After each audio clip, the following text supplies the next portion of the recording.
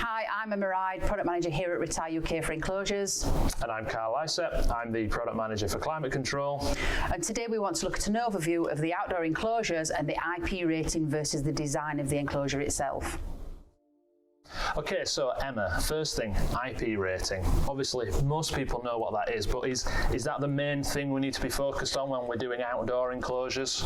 It is a bit of a misconception in the marketplace is that IP rating is the most important factor. It's certainly a major consideration, but there are other things we need to look at as well.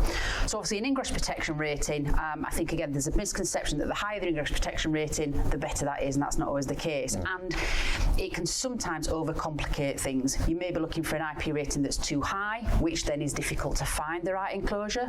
There can be cost associated with that, so you really do need to look at what's the right IP rating for the application. Predominantly, not all, but a lot of outdoor enclosures are only IP55. That means it's protected against wind-driven dust and a certain amount of water. It's not just about the IP rating, like I say, it's about the actual design as well of the enclosure. So obviously, this enclosure here is IP55, so it's protected against the rain and the dust. But the most important factors are things such as an overhanging roof. What the overhanging roof will do, it will prevent water sitting on the door seals. So a standard enclosure design, like you would get internally for a factory, for instance, or in a production environment, it doesn't actually have that protection. There is a gap between the body of the enclosure and the actual door itself. Water can sit in that area. Obviously, as we know, rainwater, it can be pretty corrosive, or it could be that it's in an environment where we know it's got corrosive elements to it. Eventually it will eat away at those door seals.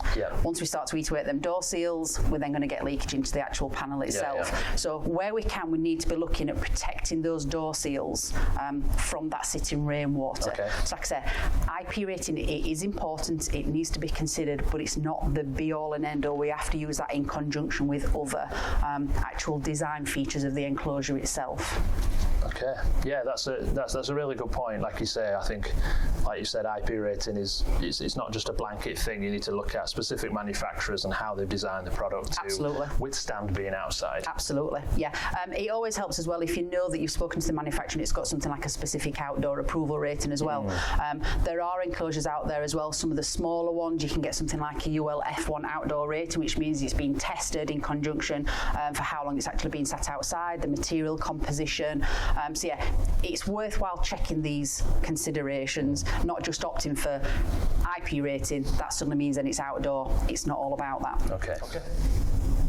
So thank you very much for watching this episode. Hopefully you found it interesting. So what we would say is follow us on social media and keep an eye out on the website because we're doing a lot more of these and we're going to share some good information about this product and all the other products from the Rittal catalogue.